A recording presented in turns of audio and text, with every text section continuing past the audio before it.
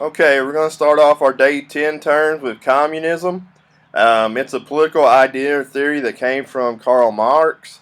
It advocates all property is publicly owned and each person works and is paid according to their abilities and needs. Now, remember, I said, in class when we kind of talked about it, that, if I went or if you went to work every day and I sat at home eating my Cheetos and watching Sports Center, and then it was time to give out money and divide property and everything up, and we both got an equal share, it would eventually come to the fact where you would say, hey, you know what? I want to sit at home and eat my favorite chips and watch my favorite TV too. So, communism sounds great, but when it's put into practice, it usually doesn't work. Most communist nations fall apart. You look at the Soviet Union, Cuba's opening their borders to the United States and doing trade for much of the first time. China's having a lot of problems with their people, their young generation not wanting to live under a regime like that. So while communism sounds great because everybody gets an equal share, it's usually put into practice and it doesn't work out very well. Your second term is direct democracy. Direct democracy is also called pure democracy. We talked about that's what the ancient Greeks had, where the citizens were only men and they met together at a certain time and everybody got a vote. When we vote on something to do in the classroom and everybody gets a vote, that's direct democracy. We'll talk about representative democracy, which the United States has another day with some other terms.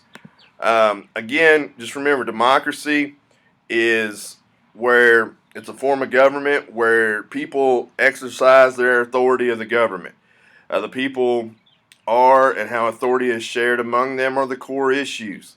Okay, you're the voice, which is basically what popular sovereignty is. Popular sovereignty is where the political power resides in the people. The American people are sovereign. They get their ideas and concepts is the belief that the authority, legality, and legitimacy of a government comes from its people. Thomas Paine even said, if your government is not meeting the needs of the people, maybe it's time to change the government. Okay, that's what happened with the Revolutionary War.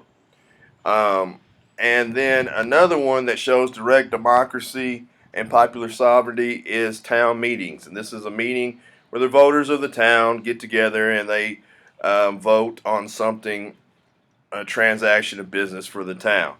Um, or you have representative democracy at town meetings, such as the Aquatic Center a couple weeks ago was a big topic in here, and many people showed up at the town meeting to give their thoughts, and then the representative government voted to go ahead with the Aquatic Center. So all of that shows you what democracy, popular sovereignty, how town meetings come into place. And so that'll be all the lectures until next Monday, where I pick up with day 11 terms. Again, remember, tomorrow, get outside. Do something safe, but something fun. If you have time or if you want, send me pictures. Take videos, post it on Google Classroom. Send it to me in email.